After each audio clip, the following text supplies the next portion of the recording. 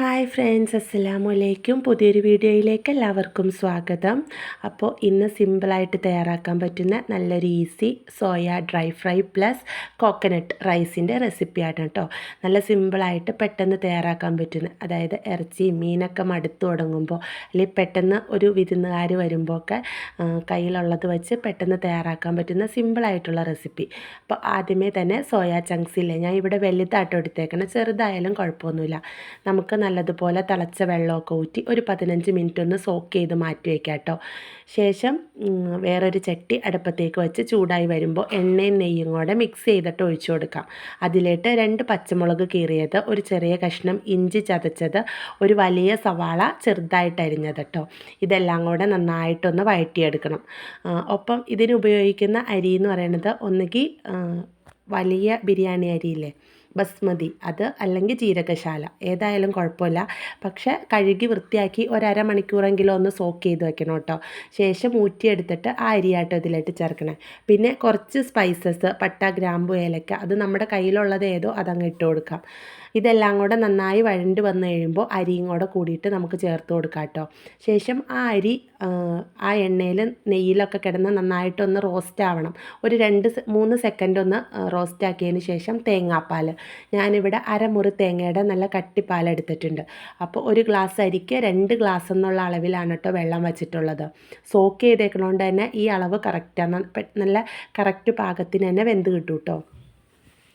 ഇനി ആവശ്യത്തിന് ഉപ്പും കൂടെ ചേർത്ത് നന്നായിട്ടൊന്ന് ഇളക്കി യോജിപ്പിച്ചിട്ട് മൂടി വെച്ച് അത് വേവാനായിട്ട് മാറ്റി വയ്ക്കാം കേട്ടോ. ഇടയ്ക്കിടയ്ക്ക് ഇളക്കി കൊടുക്കാൻ മറക്കല്ലേ.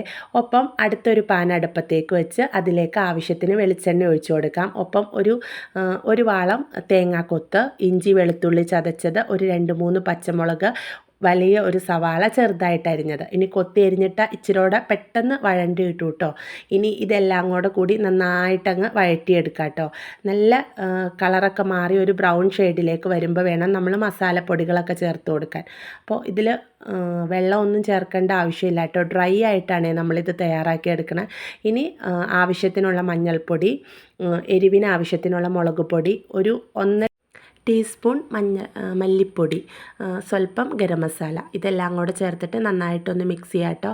ഒപ്പം തന്നെ കുരുമുളകും പെരുംജീരകവും ഇല്ലേ, വലിയ ജീരകം, ഇത് രണ്ടും കൂടെ പൊടിച്ചതും കൂടി ചേർക്കുന്നുണ്ട്, അതൊരു 1.5 ടീസ്പൂൺ. ഇതെല്ലാം കൂടെ ഒരു 2 മിനിറ്റ് പച്ചമണമൊക്കെ മാറണ വരെ നന്നായിട്ടൊന്നങ്ങ് വഴറ്റി കൊടുക്കണം കേട്ടോ. ഇത് വഴണ്ട് വരുമ്പോഴേക്കും നമ്മൾ ആദ്യമേ വെള്ളം ഒഴിച്ച് സോക്ക് ചെയ്യാൻ വെച്ചിട്ടുള്ള സോയയില്ലേ, അത് വെള്ളമൊക്കെ ഊറ്റി നന്നായിട്ട് വെള്ളം പിഴിഞ്ഞ് കളഞ്ഞ് മാറ്റി വെക്കണേ. ഇനി ഇതിൻ്റെ എല്ലാ ടേസ്റ്റും ബാലൻസ് ചെയ്യാൻ ഞാൻ സ്വല്പം ടൊമാറ്റോ കെച്ചപ്പും കൂടെ ചേർത്ത് കൊടുക്കണ്ട കേട്ടോ. ഒപ്പം കുറച്ച് കറിവേപ്പില, അത് ഓപ്ഷണലാണ്, വേണമെങ്കിൽ മാത്രം ചേർത്താൽ മതി. ഇനി ഇതെല്ലാം അങ്ങ് വഴണ്ട് പച്ചമണമൊക്കെ മാറിക്കഴിയുമ്പോൾ പിഴിഞ്ഞ് ഊറ്റി വെച്ചിട്ടുള്ള സോയ നമുക്ക് ചേർത്ത് കൊടുക്കാം കേട്ടോ. മുഴുവനെ വേണമെങ്കിൽ മുഴുവനെയും ചേർക്കാം, അല്ല അതൊന്ന് പീസാക്കണമെങ്കിൽ അങ്ങനെയും ചെയ്യാം കേട്ടോ. ഇടയ്ക്കിടയ്ക്ക് ചോറൊന്ന് ഇളക്കി കൊടുക്കുന്നുണ്ട് അതിൻ്റെ ഒപ്പം തന്നെ. ഇനി ഒന്ന് മൂടി വെച്ച് സോയ ഒന്ന് വെന്ത് വരണ വരെ വെയിറ്റ് ചെയ്യാം കേട്ടോ. ഇനി ഇതിലെന്തെങ്കിലുമൊക്കെ വെള്ളത്തിൻ്റെ അംശം ഉണ്ടെങ്കിൽ ഈ ഒരു സമയത്ത് നന്നായിട്ട് വറ്റി നല്ല റോസ്റ്റായിട്ട് വരും. ഒപ്പം ലാസ്റ്റ് സ്വല്പം മല്ലിയിലയും കൂടെ ഇട്ട് കഴിഞ്ഞാൽ സോയ റെഡി. ഇടയ്ക്ക് ഇളക്കി കൊടുത്തു കഴിഞ്ഞപ്പോഴത്തേനും ചോറും നല്ല അടിപൊളിയായിട്ട് വെന്ത് സെറ്റായിട്ടുണ്ട് കേട്ടോ. ഇനി ചൂടാറി കഴിയുമ്പോൾ അത് ഒന്നൊന്നി തൊടാതെ നല്ല അടിപൊളി ടേസ്റ്റി ആയിട്ടുള്ള കോക്കനട്ട് റൈസ് പ്ലസ് നല്ല ഡ്രൈ ആയിട്ടുള്ള സോയ ഫ്രൈയും വളരെ സിമ്പിളായിട്ട് നമുക്ക് തയ്യാറാക്കി എടുക്കാൻ പറ്റുക. പെട്ടെന്ന് ഒരു 10 മിനിറ്റിൽ പരിപാടി കഴിയും എന്ന് പറയില്ലേ. അപ്പോൾ ഇടയ്ക്ക് എല്ലാവരും ഒന്ന് തയ്യാറാക്കി നോക്കണേ.